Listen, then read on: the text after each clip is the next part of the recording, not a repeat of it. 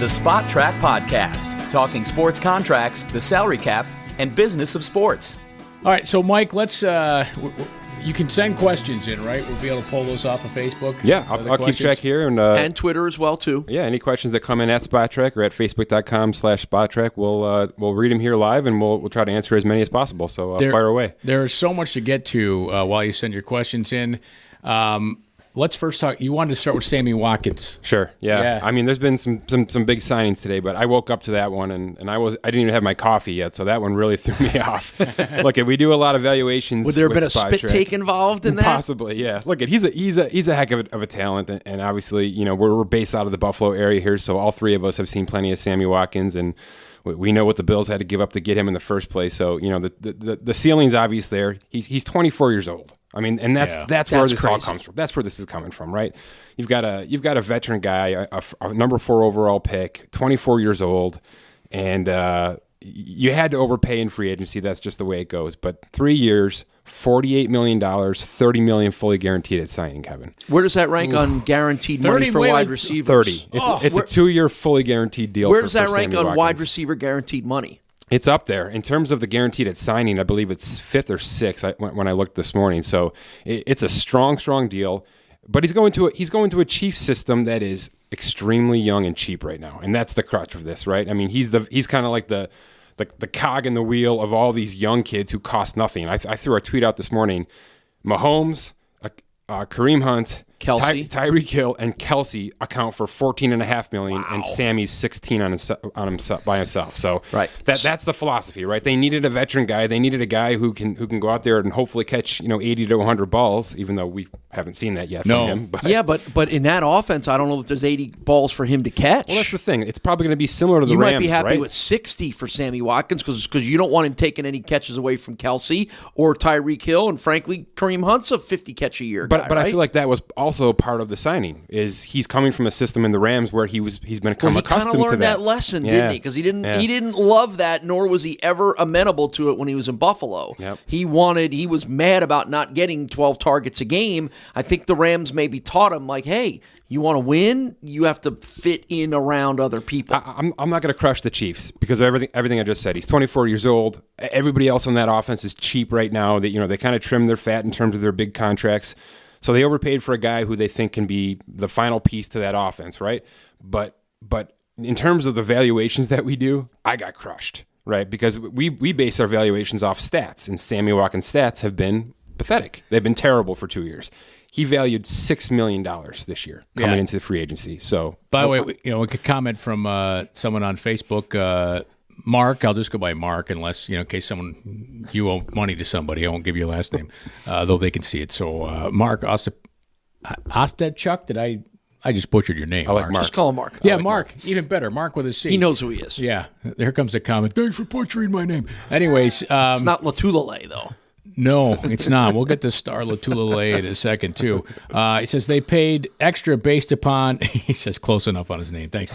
They paid extra based upon potential. Sammy played the best game of his career at Arrowhead, and he was the reason why Woods did so well, because all the attention paid to Sammy Watkins.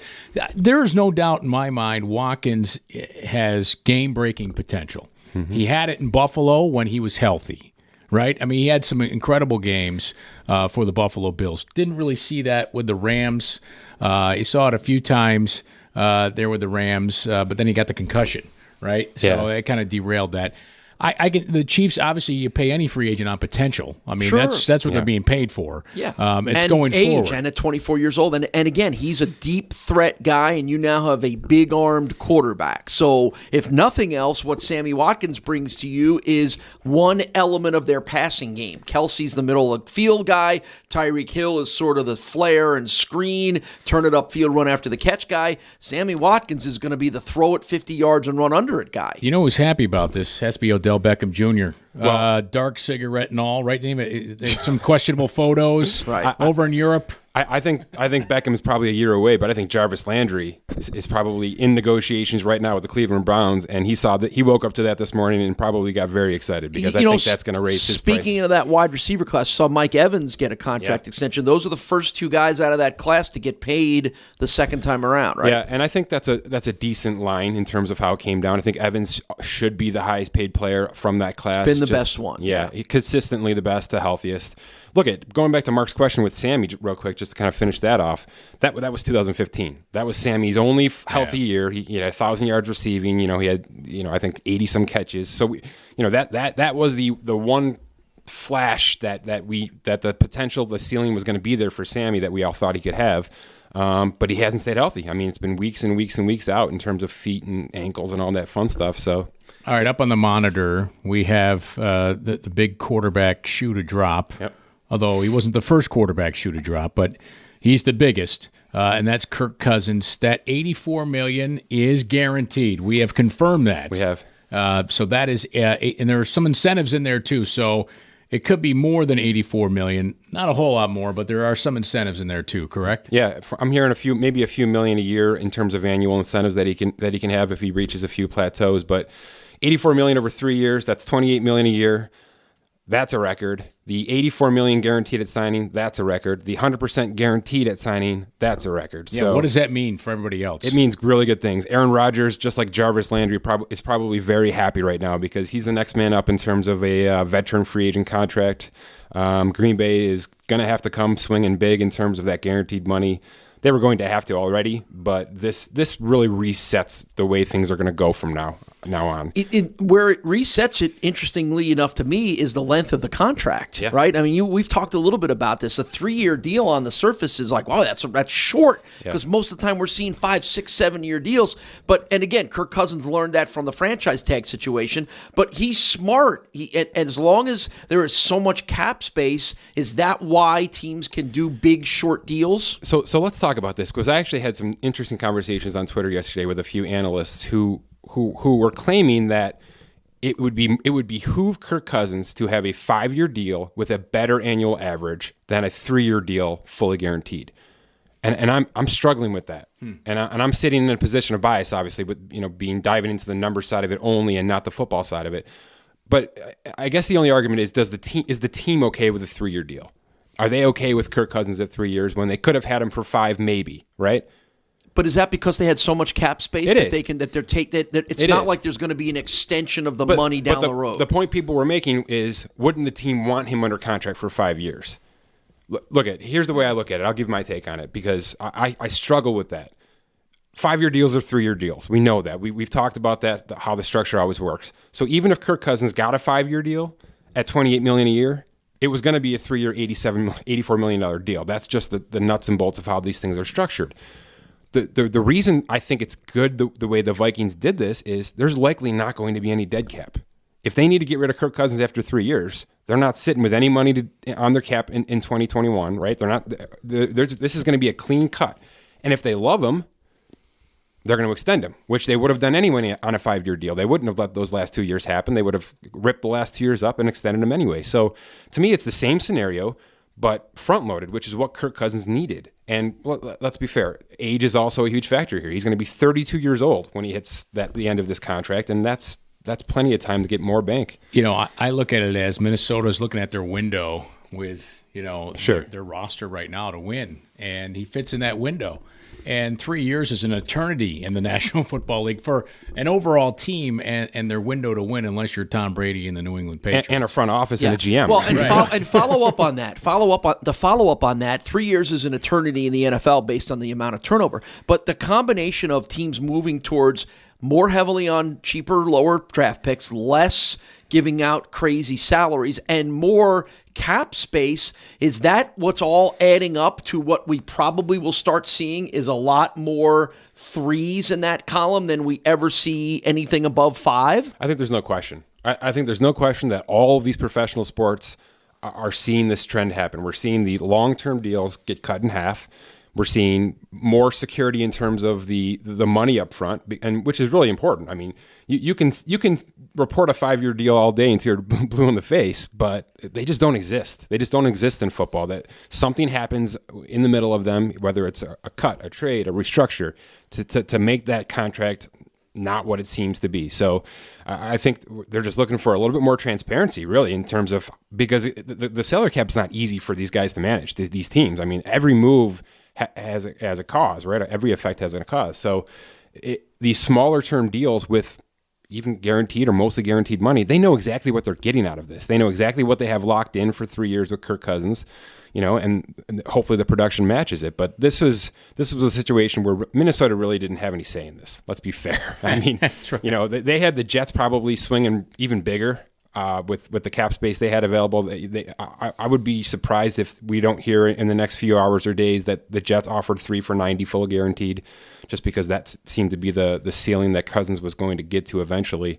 The Vikings were just a better prepared team to win. And I think, the second that you got to a certain point with fully guaranteed tagged to it, Cousins couldn't turn it down. Well, Kirk Cousins, by the way, from Grand Rapids, Michigan, or Sure. that area there. So, Sure. He couldn't go play for Detroit. So yeah, they're locked in a little bit. Yeah, that's. Let's actually talk about that, because Yes. I mentioned that Kirk Cousins' $84 million guaranteed at signing is the most ever. It is the most ever by $23.5 million. Wow. Matthew Stafford had $60.5 million guaranteed at signing with his contract, and this surpasses that by and it's almost the highest $24 million. percentage of total money to guaranteed, right? I mean, essentially, this is a completely guaranteed contract. Everything right? I've heard so far, I haven't seen it, or I haven't seen the structure to it yet, and which will be interesting. We'll want to know how this cap is laid out as well. But yeah, everything we're hearing from all the sources is that it's $84 million, 100% guaranteed. Yes, that is what I've been Right. told by a source close to Kirk. Okay, so that's cool. All right, Yeah, so go now on. on the quarterback front, kind of on a completely different approach, was Drew Brees re-signing. Yeah, it took longer than normal, but that's always happened with Drew Brees. If you remember, his last contract came in like September. I mean, Tom Condon and those CAA guys, they just like to wait and put us through the ringer in terms of these negotiation periods and things like that. But yeah, I think the money's exactly where I would have placed Brees, in November when this needed to happen. The only really discussion point here, well, there's two. Number one is that from everything I've read is that it's actually a 1-year, $27 million deal, not so much a 2 for $50 like it's being reported. It sounds like that second year is an option and Team option. yeah, and the Saints, if they're happy with the progression of Taysom Hill, they're going to probably look to move on and start rebuilding from there and get super young and cheaper in that regard. So that surprises me a little bit, just because I think they probably could have extended a 2-year, $50 fully guaranteed situation to Drew Brees at this stage of his career, still producing at an extremely high level. They even, last year we saw his numbers drop because he didn't have to throw as much. He's got they weapons. ran the ball more. He's spreading it out a little more. They can run the ball. So it seems a little weird they didn't throw the 2 for $50 all at him up front. And the second point to be made is really that the structure of Drew Brees' contract leading up to this, the two contracts ago, the last contract, and now this one, carry substantial dead cap, and it's going to hurt them. It's going to hurt the Saints in 2 years. I'm going to put that right out there now. There's $18 million in dead cap that carried over from last contract that is coming to this contract. It's going to spread out $6 million and either $6 or $12 million in 2019. What does that mean? Let's say they decline the option in 2019 for Drew Brees. They let him walk away and he retires or goes somewhere else.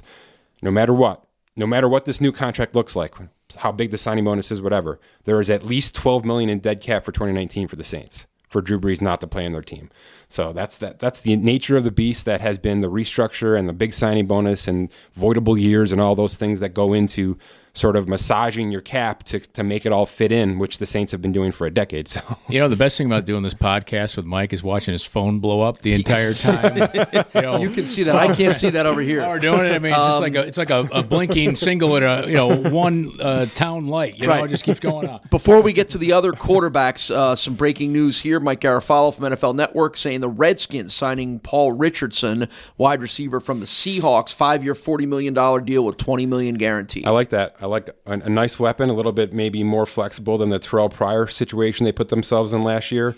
That's a guy who's going to be coveted by a bunch of teams, so that the fact that Washington got in on that quick was a pretty nice situation for them. But we'll see. That's a nice fit for Alex Smith based on what he's had in the past. I like how the wide receivers have shaken out here. I mean, obviously we talked about Sammy Watkins in the big payday.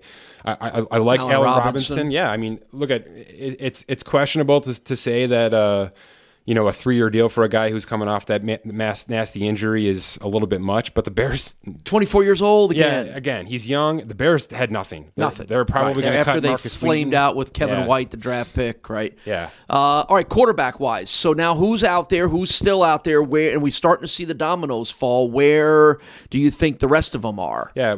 So and we didn't even talk about Case Keenum yet. Let's touch on Keenum. We really don't have much in terms of the finances on Keenum. I'm hearing it could be between $18 and $20 million a year.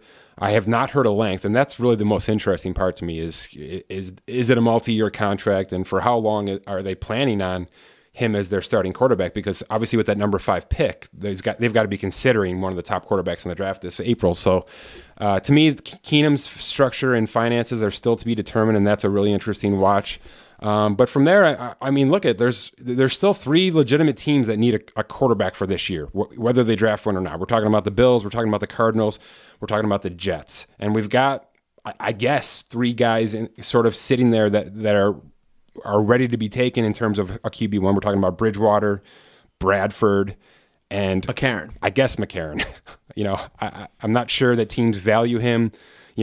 Certainly not as high as a Bridgewater would be in terms of a starting quarterback. But look, there's a lot to be said about getting in early. And I think Sam Bradford will be a situation we see happen very quickly now, because I think in terms of the talent, the ability, obviously the injuries are a factor, but he seems to be clearly the best available. And then your next level are the Glennons and the Stantons, Matt Moore. Yeah. Guys that are sort of career backups that, could they be a placeholder for a team that's going to draft a rookie quarterback high or not? All right, so where do you think Bradford ends up, and Bridgewater and McCarron? Yeah, so I'm going to put that at Bradford to the Bills, Bridgewater to the Jets, and McCarron to the Cardinals. Okay. Makes sense, I think. Yep. Makes sense. The question, Kevin and I have debated this a little bit on our own Buffalo-based podcast, which is, why would Sam Bradford want to sign with the Bills? What obviously money is always going to determine that, but Sam Bradford has to know the Bills are going to draft a quarterback high. So why would he want to come to a place like Buffalo where he knows he may literally have the shortest leash that might be lasting Mike Glennon like 1 month before they make the move there? Why would he not want to go to some place like Arizona where they may not be in a position to draft a future quarterback in the first round? I think that question begs itself more to Bridgewater. I think because Bridgewater's career really hasn't started yet, in my opinion. I mean, he had a great year. He was peaking, and then the injury hit. So I think he's sort of restarting as a young quarterback and sort of getting his legs wet. Bradford probably sees the end here. Bradford's probably seeing the light at the end of the tunnel with his career and just how these injuries have shaken out. He's been paid. Let's be honest. That rookie contract was before the rookie wage scale. He has been paid. One. So, none of that is really a factor. So he's probably just looking to win. And if the Bills are the best available roster in terms of, they're a playoff team from last year. They've made some nice additions already in the past 2 days. So if that's the best roster for him to go and win this year, even if it's this year and maybe next year, right? I mean, if it's a 2-year deal, front loaded into 1 year, which is likely the case in my opinion. It's going to be about winning with Bradford right now, because like I said, I don't think he's thinking 5-6 years down the road in terms of his career, just because the injuries have piled up for him. From a player and an agent perspective, is a guy like Mike Glennon disappointed, upset, or more than happy when he opens up his online money account? He was signed to a team where he expected to be the starter. There was no hinting whatsoever that they were going to draft a quarterback high, and then they do in Trubisky, and Glennon's out of a job literally, I think, less than a month into his reign, and now he's available. So you and I talked about it. He stunk. He was awful. Well, I know he was, but why are you surprised? Well, but I'm saying that he signed there under circumstances that didn't prove to be that case. So is a guy like that? Oh no! Does that guy like that feel burned by the Bears, or is he like, hey, it's okay, go get me another team that might do the same thing and is willing to throw that money at me? Before you answer that, let me tell you my answer to Paul was on this. It was, had he played well enough, he would have still been the quarterback. No, yes, it would have. No, it wouldn't have mattered. They were going to make that move to Trubisky, just like the Bills are going to make their move to Josh Rosen, even if Sam Bradford. This is where I pulled the Dan Aykroyd comment on Saturday Night Live. Paul, no, you're going to call me? No, it's Mike's podcast, not our own. But no, none of the young guys got that. Don't worry. No kidding, right? I maintain if he played extremely well and they were winning games, he would have stayed in the lineup. I am with you 100%. Thank you. And I think it's the same situation for Sam Bradford. I think if he's healthy, he's the best quarterback on the roster for 2018 with the Bills. And if it's $20 million for this year, that's worth it for a starting quarterback, right? And Glennon got $18.5 million to play 4 weeks for the Bears. We all know the story. I mean, it was a disaster. It was Brock Osweiler-esque, right?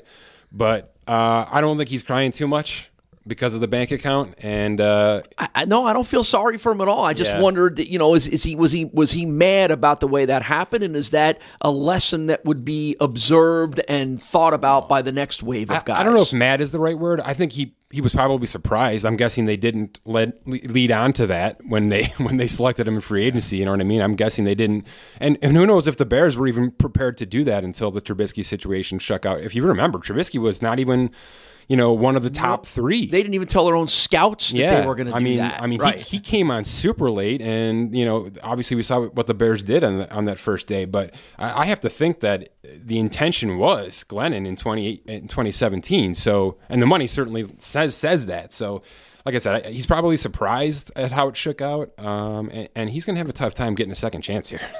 No, I think so too, just because of the quality of quarterbacks. But again, if he played on the field and played well, he would. I'm not even looking at you, Paul, for this argument. For last year. Yeah, for last year. Let's. They're wrong. All right, and I want to talk about Richard Sherman. Yeah. Richard Sherman, the agent or the player? Who are we talking about? Well, here? let's talk about both. Richard Sherman, the player, coming off an injury, cut by the Seahawks. They really, unless they might sign Ndamukong Suh, right? He was in Seattle. He tweeted something out where he's going for a workout and visiting Seattle. But anyway, kind of fits into that, doesn't he? Group of characters. But let's talk about Richard Sherman. And they say it a spite signing going to the San Francisco 49ers, but he was criticized for not having an agent and negotiating what some felt was a deal that is not at level of his talent. Look, I'm not gonna slap anybody on the wrist for being, taking the initiative to be their own agent. We know he's a smart dude. We know that this guy. He also read the contracts of every cornerback in the NFL that has signed the last 5 years. He gets it. He can. Richard, you can have a job with Spot Track anytime you want when your playing career is over. Although I'm pretty sure there's bigger things for you out there.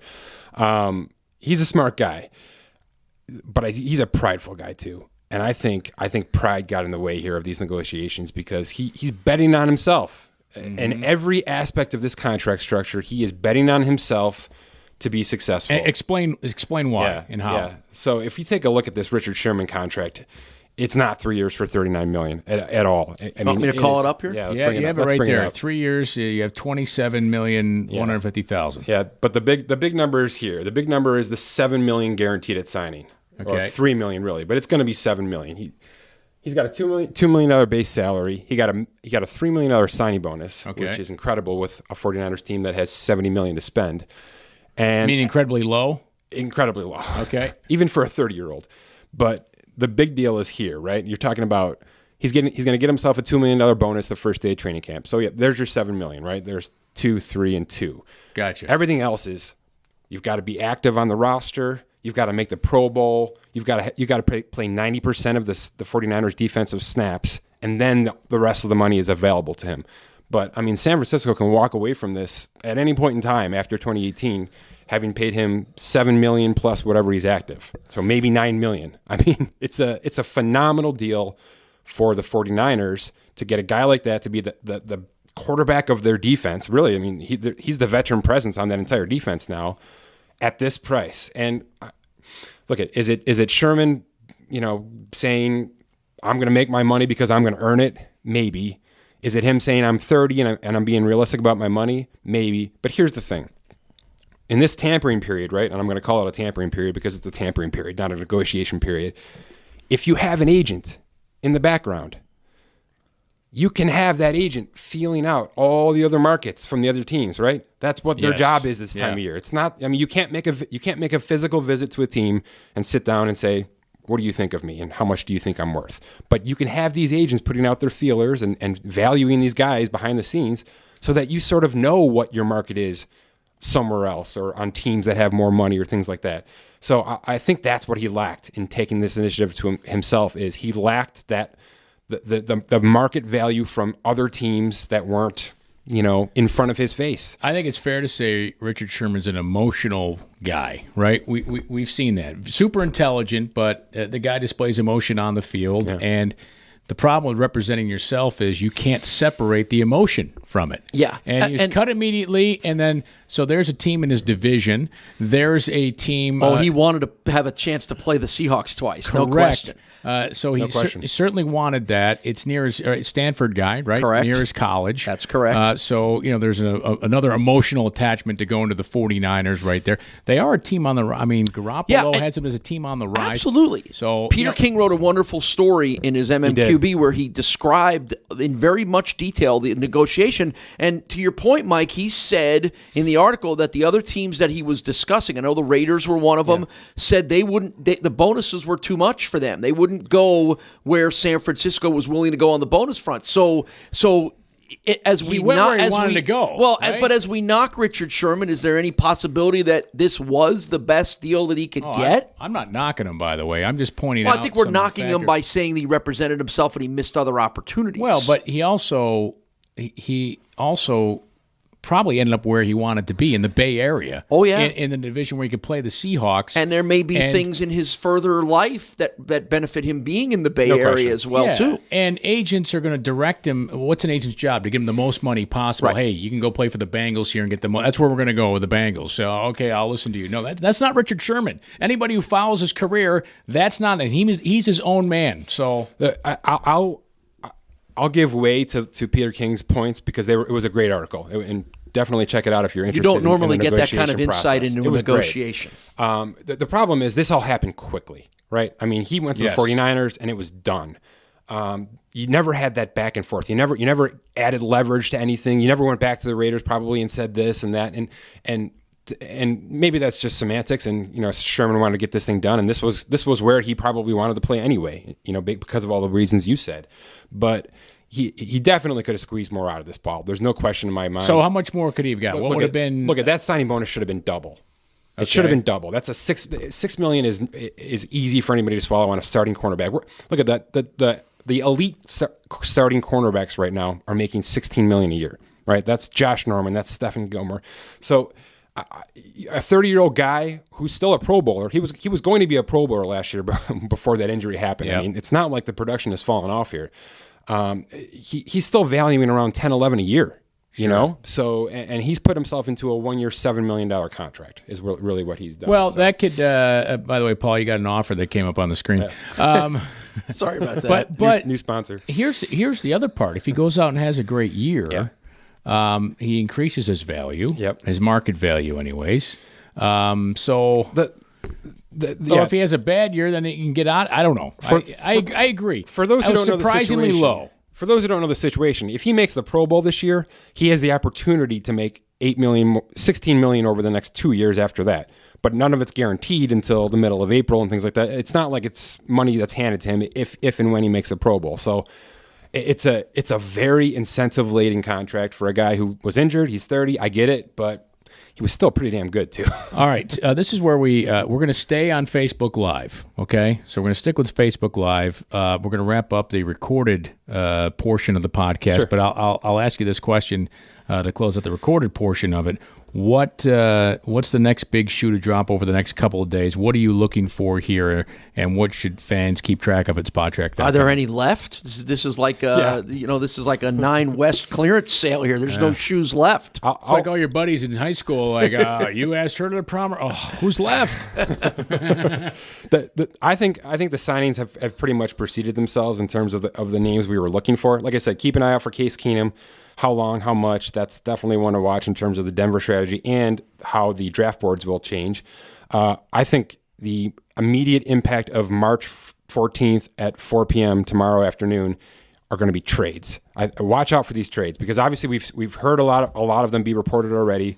We have not heard about ones that are still yet to come, and I'm telling you, there's going to be more. There's going to be maybe a dozen tomorrow afternoon, just because there are previous to the requirement to pay some bonuses and things like that. Is that why you've got salary guarantees? A lot of them happen Friday. A lot of bonuses are paid Friday, and really with this tampering period now, a lot of teams sort of have a position in place. They sort of know what they have or didn't get, right? Mm-hmm. So they're able to adjust accordingly, and there's probably a plan B, a lot of it involving trades. So look at Wednesday, there's going to be a lot of signings. There's going to be a lot of cuts. You're going to see guys probably like Des Bryant and those guys get cut early Wednesday. So there's going to be a heck of a lot going on, and we're going to try to keep the website up and get it all in as quickly as possible. You know, it's a battle on these days, but well, if Tiger Woods were a free agent, he'd break the internet and the site would be down like That's he did to golf over the weekend. All right, SpotTrack.com, the place to follow it all along here. Thanks for listening to this edition of the SpotTrack.com podcast.